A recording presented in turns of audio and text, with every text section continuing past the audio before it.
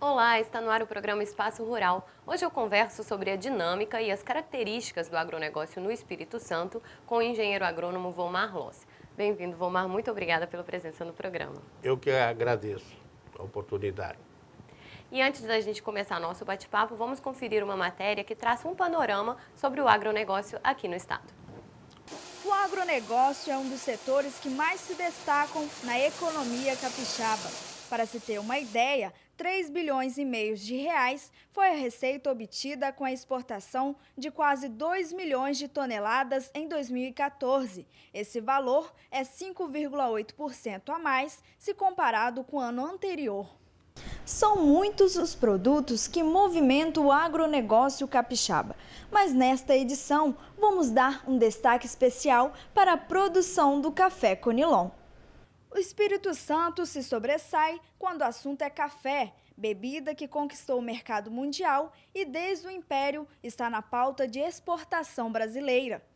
Nos 2 últimos anos, a produção capixaba de café Conilon foi expressiva.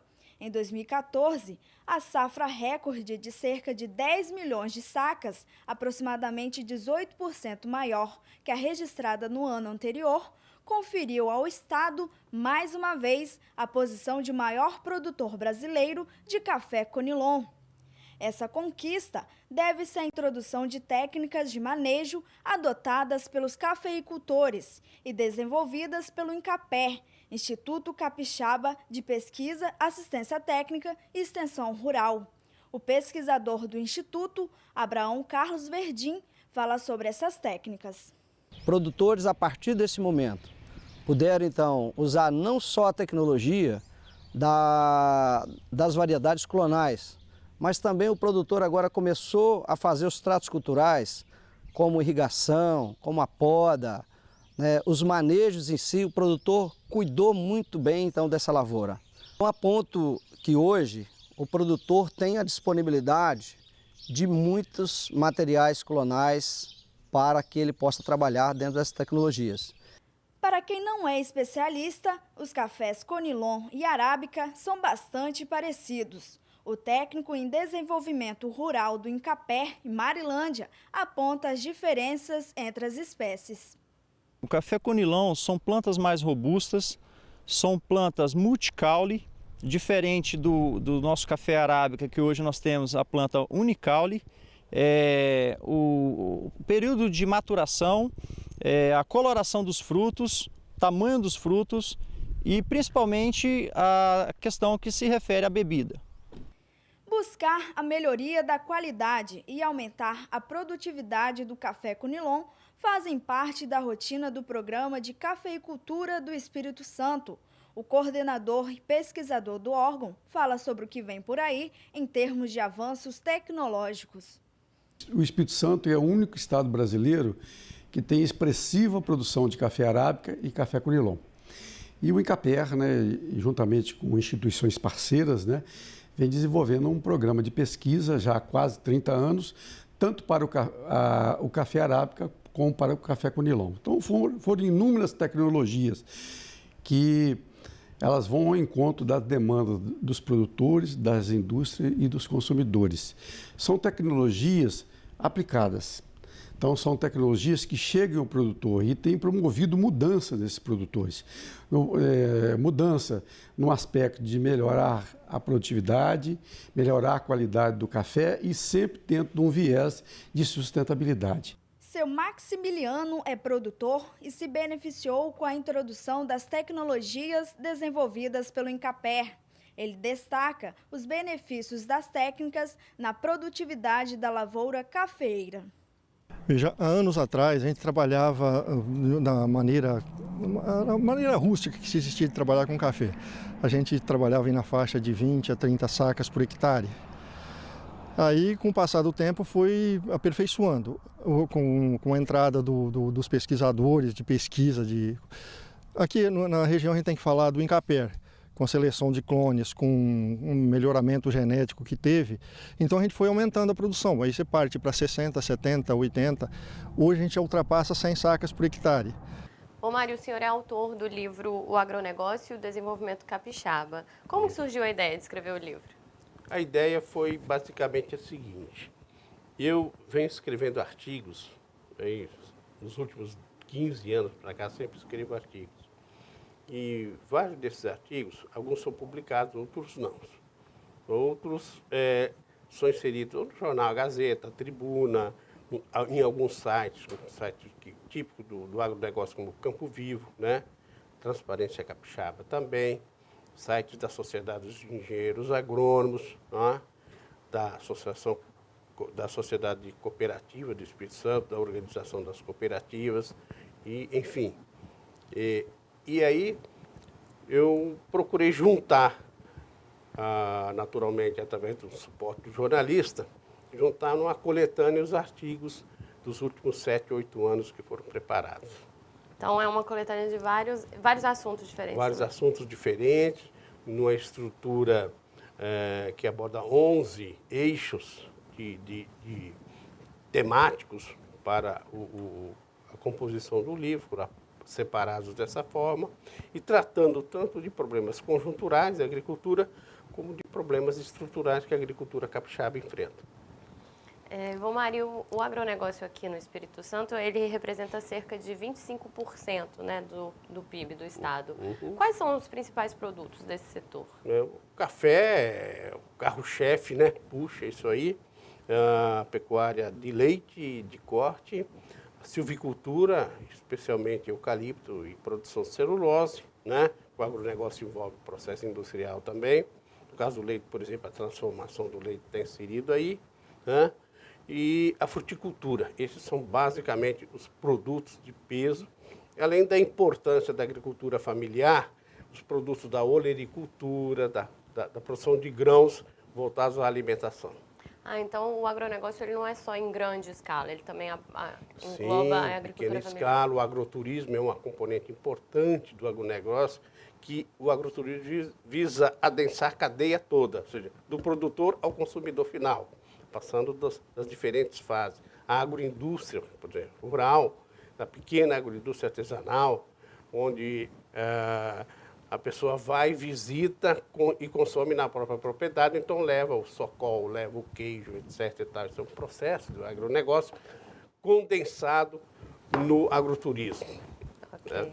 E esses produtos produzidos aqui, né, pelo agronegócio, eles vão para onde? Qual que é os principais mercados do agronegócio capixaba? Basicamente, os nossos produtos, quer dizer, da cesta de produtos do agronegócio, são voltados fundamentalmente para o mercado externo, o café, a celulose e a fruticultura, não é? A carne relativamente menos, leite também, o derivado de leite relativamente menos, mas e os demais são voltados para o mercado interno, por exemplo. Na fruticultura, boa parte, mercado interno ou agroindústria, né? E a olericultura, essencialmente, mercado interno. E a gente pode falar que o Espírito Santo se destaca no agronegócio no país? O Espírito Santo se destaca em duas frentes, basicamente. A primeira é que o Espírito Santo tem um espaço relativamente pequeno, nós representamos mais ou menos em torno de 0,25% do território nacional e produzimos alguma coisa em torno de 5% a 6% do produto do agronegócio, né? Então, acho que nós produzimos, na média, o dobro do que, na média, dos estados produzem. Né? Esse é um ponto. O outro ponto principal, me parece, é, na verdade, os ganhos e os avanços que tivemos em algumas áreas específicas, como o café conilon, como no caso de eucalipto, como no caso da fruticultura, ganhos de qualidade e produtividade. Então, o Espírito Santo ele tem esse diferencial em relação ao agronegócio em âmbito nacional. Então, nossos produtos são de maior qualidade, assim, tem mais qualidade? A nossa produção tem mais qualidade relativamente à média da produção nacional. Bom, Maria, essa qualidade dos produtos do Espírito Santo tem alguma coisa a ver com a tecnologia? Como que é a tecnologia na área? Com certeza.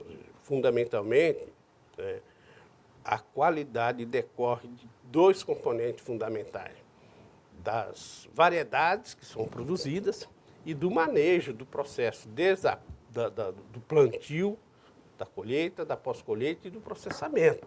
Então, ou seja, é um processo conjunto de todas as operações das etapas de produção que leva a esse conceito do que seja qualidade, né? Eu acho que é um aspecto que é importante desenhar, inclusive a embalagem. A embalagem que protege e vende a aparência, né, do produto. E o Espírito Santo desenvolve pesquisas também na área? Desenvolvemos pesquisa, o governo do estado, através do INCAPER, que é uma estrutura de pesquisa bastante interessante, né? Seja no aumento da produtividade, que nós somos campeões no café Conilon, por exemplo, né? Em nível nacional, inclusive mundial. Desenvolve pesquisa na área de fruticultura. Temos desenvolvido algumas cultivares ao longo da história do INCAPER, de banana, de mamão, né? Então, esses são aspectos importantes da geração de tecnologia. Então, esse diferencial que o Espírito Santo tem hoje se deve, com certeza, a questões tecnológicas, a geração de tecnologia produzidas ou adaptadas aqui para as condições do Espírito Santo. Ok. Bom, Mário, eu vou pedir licença para a gente fazer um breve intervalo, Ok. mas não saia daí que a gente já volta com o programa Espaço Rural. Ok.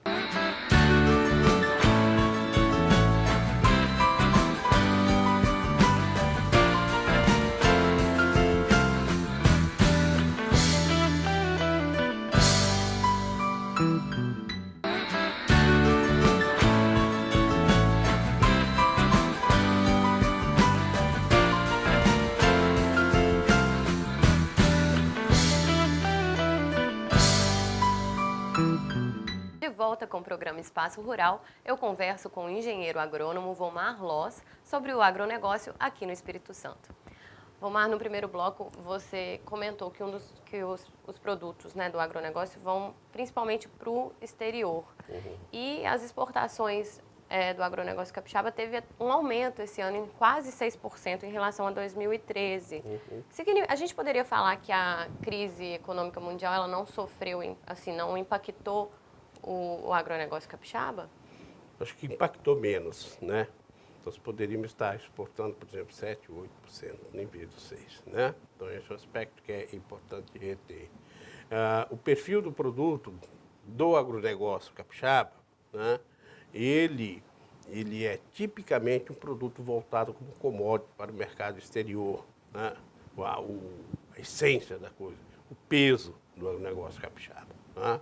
E esses produtos, como especialmente o café, ele teve seus problemas de preços baixos no ano passado, mas ele recuperou nesse ano e por isso esse desempenho favorável que está aparecendo aí de 6%. O que é auspicioso, porque se considerar, a economia brasileira vai crescer zero praticamente nesse ano, o agronegócio em nível nacional deve crescer em torno de 3 e pouco, portanto, puxando, ainda não deixando crescer negativo a economia brasileira, e o Espírito Santo crescendo numa faixa de 4,5%, 5%. Isso é importante. Então, acima da o média. Agronegócio, né? Tratando de agronegócio. Porque, então, o agronegócio está sendo o carro-chefe nesse processo de dinâmica econômica dos últimos 10 anos, pelo menos. Não é? E enquanto que a agricultura, o setor industrial é o setor que mais tem sofrido com a política econômica prevalecente aí nos últimos 10 anos. E quais os principais países para onde vão os produtos capixabas? Basicamente, fruticultura, basicamente Estados Unidos, América Central e alguma coisa para a Europa. Não é? Café é bastante diversificado, Estados Unidos, Europa e Oriente Médio também. Não é? Então, celulose vai para os Estados Unidos, vai para a Europa. A celulose é, na verdade, um produto de ponta no processo de material de higiene e limpeza, né? Fraldas de neném é basicamente celulose. Então, digo que você que tiver um filho, você vai saber que você está consumindo celulose nas fraldinhas do bebê. Né? E a questão portuária, o estado de ter portos, ajuda nessa questão da exportação? Não, esse é um dos gargalos do Espírito Santo. Nós temos portos altamente especializados na área de minério, por exemplo, da Samarco, da Vale. Né? Celulose especificamente porque a Aracruz fez o seu terminal lá, a Fíbria. Né? Agora, quanto às exportações, e é curioso, desde Muniz Freire, que se investe aqui no Espírito Santo, e fala de fazer as ferrovias e o porto para exportar café, porque o Espírito Santo exporta café pelo rio. E até hoje é assim. Nós exportamos café por outros portos, deficiência do porto, dos portos do Espírito Santo. Então, quando é porto especializado, privado ou sob gestão privada, a dinâmica é diferente. Quando é gestão pública, já visto que o nosso porto público aqui é gestado pela Codesa, né, com berços arrendados, e é um porto que é basicamente cabotagem, com pouca exportação. Bom, Mari, seguindo nesse caminho, assim, né, de questão de gestão pública, de políticas públicas, quais são as políticas públicas na área de incentivo, né, que ajudam o agronegócio no Estado? Basicamente, nós temos políticas voltadas para a infraestrutura, que nós acabamos de discutir um pouco sobre a questão portuária. Aí, eu queria acrescentar só o problema de aeroportuário, né, um problema aeroportuário que é gravíssimo, tem até no jornal hoje aí, problema. Mas, no âmbito do crédito rural, uma linha de incentivo foi importante, está sendo importante, com juros diferenciados, mas tem que se primar pela assistência técnica maior. Não adianta emprestar crédito rural de custeio, é a gasolina do carro. Tem que cuidar mais do carro do que da própria gasolina. Porque senão a gasolina ela vai ser mal utilizada no carro porque está queimando e está consumindo muita gasolina por quilômetro rodado. Essencialmente isso. Então, quem faz melhorar o carro é quem? É assistência técnica. Então, tem que investir em assistência técnica e assistência rural. Não é? Outro ponto ainda é a questão da pesquisa agropecuária que nós tivemos a oportunidade de falar. Ou seja, investir em pesquisa agropecuária no Espírito Santo, criar o quê? Criar um estoque de conhecimentos, de processos e de produtos tecnológicos. E esse estoque não pode zerar, não pode estar baixo. Porque ele estando alto, você tem a chance de continuar ganhando em produtividade e qualidade que nós falamos antes. Ok. E agora, indo para a questão da água, né? Muitos estados estão sofrendo com a falta da água. E aqui mesmo, né, na região do Rio Doce, já sofre uma certa escassez. E como que isso impacta o agronegócio? O Espírito Santo é um estado marcado por 2/3 do território apresentando déficit hídrico normal. Não é? E a água hoje está irrigando em torno de 400 mil hectares em termos da agricultura.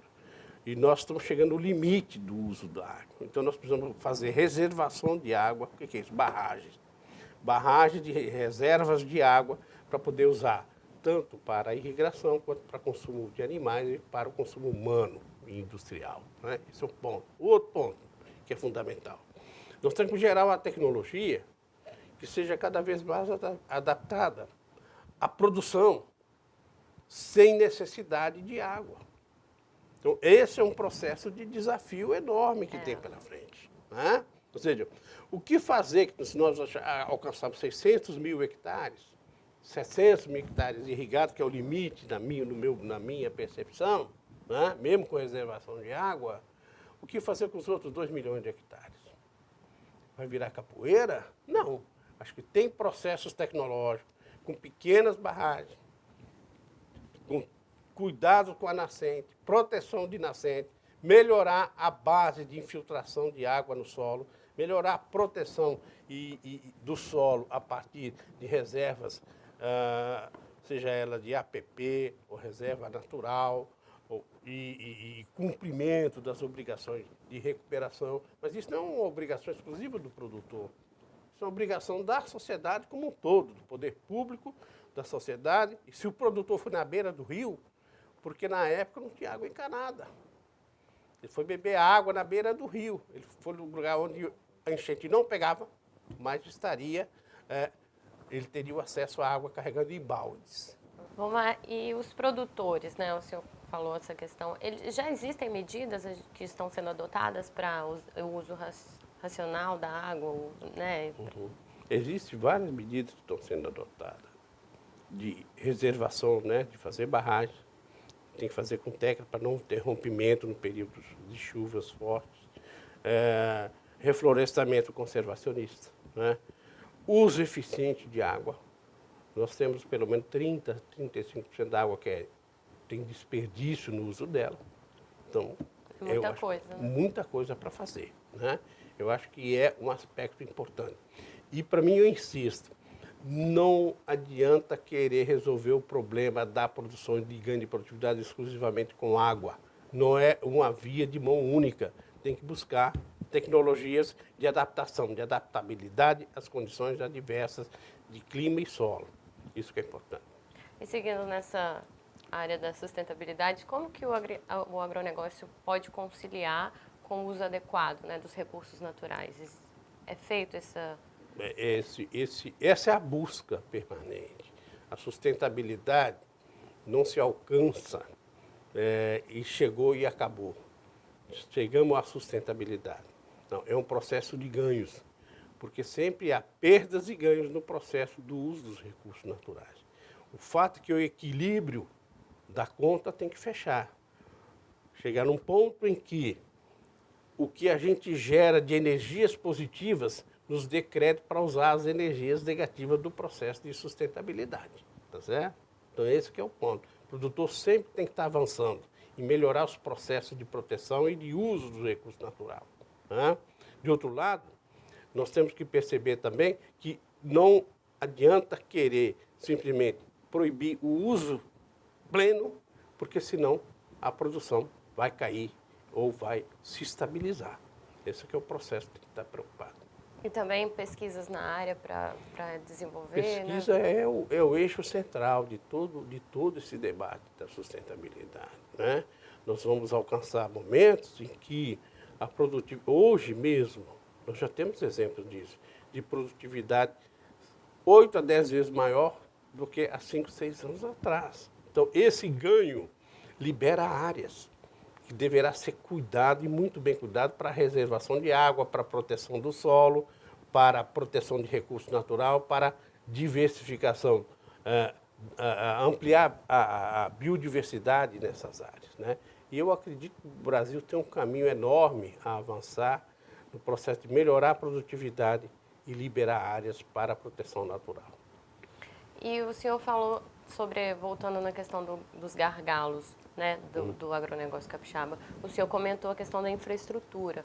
E quais são os outros? Tem outros gargalos, outras coisas a No se Espírito buscar? Santo nós temos ainda problemas sérios de rodovias, estradas, né?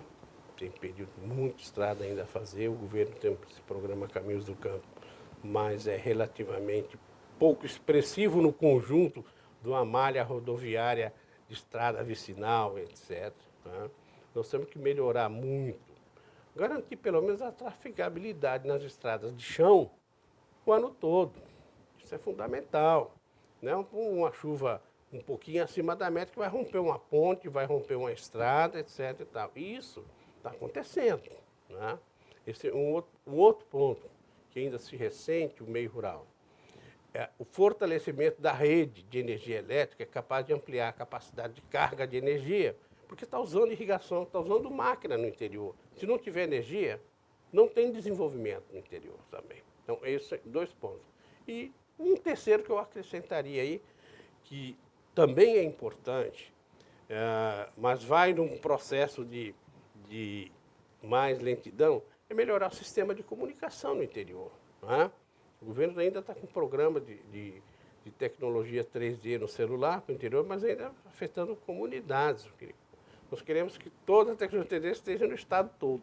Esse é um aspecto importante para facilitar, reduzir distância e facilitar o dinamismo e o fluxo de comércio, de trocas. Os desafios, né, do agronegócio para poder se desenvolver ainda mais. Isso, né? Claro. Vomar, infelizmente nosso tempo acabou, o assunto agronegócio é bem amplo, né? Mas eu quero agradecê-lo mais uma vez por participar do programa e por trazer todas essas informações. Eu que agradeço a oportunidade da TV Assembleia e agradeço a oportunidade de conhecê-la, que você é formado em Viçosa e eu também. Verdade, coincidência, né? E o programa Espaço Rural de hoje fica por aqui. Mas se você tiver alguma dúvida ou sugestão, entre em contato com a gente. O nosso e-mail é tvales.es@gmail.com. Muito obrigada pela companhia e até o nosso próximo encontro. Até lá! Valeu.